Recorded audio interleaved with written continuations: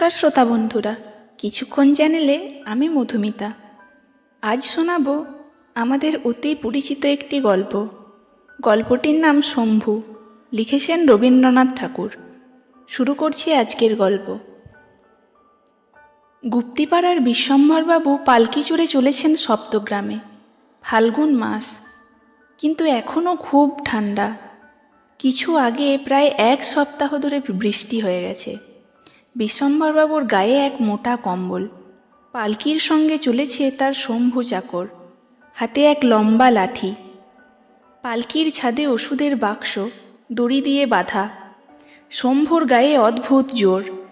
একবার কুম্ভীরার জঙ্গলে তাকে ভল্লুকে ধরেছিল। সঙ্গে বন্দুক ছিল না, শুদ্ধ কেবল লাঠি দিয়ে ভল্লুকের সঙ্গে তার যুদ্ধ হলো। শম্ভুর হাতে লাঠি খেয়ে ভল্লুকের মেরুদণ্ড গেল ভেঙে, তার আর উত্থান শক্তি রইল না। আর একবার শম্ভু বিশ্বম্ভরবাবুর সঙ্গে গিয়েছিল স্বর্ণগঞ্জে। সেখানে পদ্মা নদীর চরে রান্না চড়াতে হবে। তখন গ্রীষ্মকালের মধ্যাহ্ন। পদ্মার ধারে ছোট ছোট ঝাউ গাছের জঙ্গল। উনান ধরানো চাই। দা দিয়ে শম্ভু ঝাউডাল কেটে আঁটি বাঁধল। অসহ্য রৌদ্র, বড় তৃষ্ণা পেয়েছে। নদীতে শম্ভু জল খেতে গেল। এমন সময় দেখলে একটা বাছুরকে ধরেছে কুমিরে। শম্ভু এক লম্ফে জলে পড়ে কুমিরের পিঠে চড়ে বসল। দা দিয়ে গলায় পোঁচ দিতে লাগল। জল লাল হয়ে উঠল রক্তে। কুমির যন্ত্রণায় বাছুরকে দিল ছেড়ে। শম্ভু সাঁতার দিয়ে ডাঙায় উঠে এলো। বিশ্বম্ভরবাবু ডাক্তার, রোগী দেখতে চলেছেন বহু দূরে। সেখানে স্টিমার ঘাটের স্টেশন মাস্টার মধু বিশ্বাস, তার ছেলে রমলসুল বড় কষ্ট পাচ্ছে। বিষ্ণুপুরের পশ্চিম ধারের মাঠ প্রকাণ্ড। সেখানে যখন পালকি এলো তখন সন্ধ্যা হয়ে এসেছে। রাখাল গরু নিয়ে চলেছে গোষ্ঠে ফিরে। বিশ্বম্ভরবাবু তাকে ডেকে জিজ্ঞাসা করলেন, ওহে বাপু, সপ্তগ্রাম কত দূরে বলতে পারো? রাখাল বললে, আজ্ঞে সে তো 7 ক্রোশ হবে। আজ সেখানে যাবেন না। পথেই ভীষ্মহাটের মাঠ, তার কাছে শ্মশান, সেখানে ডাকাতের ভয়। ডাক্তার বললেন, বাবা, রোগী কষ্ট পাচ্ছে, আমাকে যেতেই হবে। তিলপনি খালের ধারে যখন পালকি এলো, রাত্রি তখন 10টা।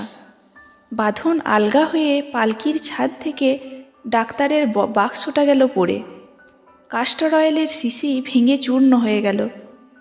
বাক্সটা তো ফের শক্ত করে বাঁধলে, কিন্তু আবার বিপদ। খাল পেরিয়ে আন্দাজ 2 ক্রোশ পথ গেছে। এমন সময় মরমর করে ডান্ডা গেল ভেঙে। পালকিটা পড়ল মাটিতে। পালকি হালকা কাঠের তৈরি। বিশ্বম্ভরবাবুর দেহটি স্থূল। আর উপায় নেই, এখানেই রাত্রি কাটাতে হবে। ডাক্তারবাবু ঘাসের উপর কম্বল পাতলেন, লণ্ঠনটি রাখলেন কাছে। শম্ভুকে নিয়ে গল্প করতে লাগলেন। এমন সময় বেহারাদের সর্দার বুদ্ধ এসে বললে, ওই যে কারা আসছে, ওরা ডাকাত, সন্দেহ নেই। বিশ্বম্ভরবাবু বললেন, ভয় কি, তোরা তো সবাই আছিস। বুদ্ধ বললে, বলগো পালিয়েছে, পল্লুকেও দেখছি নে। বক্সি লুকিয়েছে ওই ঝোপের মধ্যে। ভয়ে বিষ্ণুর হাত পা আড়ষ্ট। শুনে ডাক্তারবাবু ভয়ে কম্পিত। ডাকলেন, শম্ভু। শম্ভু বললে, আজ্ঞে। ডাক্তার বললেন, এখন উপায় কি? শম্ভু বললে, ভয় নেই, আমি আছি। ডাক্তার বললেন, ওরা যে 5 জন। শম্ভু বললে, আমি যে শম্ভু। এই বলে উঠে দাঁড়িয়ে এক লম্ফ দিয়ে গর্জন করে বললে, খবরদার। ডাকাতরা অট্টহাস্য করে এগিয়ে আসতে লাগলো। তখন শম্ভু পালকির সেই ভাঙা ডান্ডাখানা তুলে নিয়ে ওদের ছুঁড়ে মারলে। তারই এক ঘায়ে 3 জন একসঙ্গে পড়ে গেল। তারপরে শম্ভু লাঠি ঘুরিয়ে যেই ওদের মধ্যে ঝাঁপিয়ে পড়ল, বাকি 2 জনে দিল দৌড়। তখন ডাক্তারবাবু ডাকলেন, শম্ভু। শম্ভু বললে, আজ্ঞে।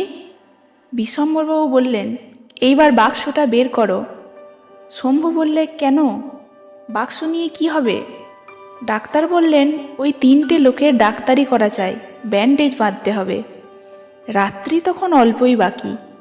বিশ্বম্ভরবাবু আর শম্ভু দুজনে মিলে 3 জনের শুশ্রূষা করলেন। সকাল হয়েছে। ছিন্ন মেঘের মধ্য দিয়ে সূর্যের রশ্মি ফেটে পড়ছে। একে একে সব বেহারা ফিরে আসে। বল্গু এলো, পল্লু এলো, বক্সির হাত ধরে এলো বিষ্ণু। তখনও তার হৃৎপিণ্ড কম্পমান। আজকের গল্প এতটাই। গল্পটি আপনার কেমন লাগলো অবশ্যই মূল্যবান মতামত কমেন্ট বক্সে জানিয়ে যাবেন। এতক্ষণ সঙ্গে থাকার জন্য ধন্যবাদ। ফিরে আসবো অন্য গল্প নিয়ে। ততক্ষণ পর্যন্ত ভালো থাকুন। নমস্কার।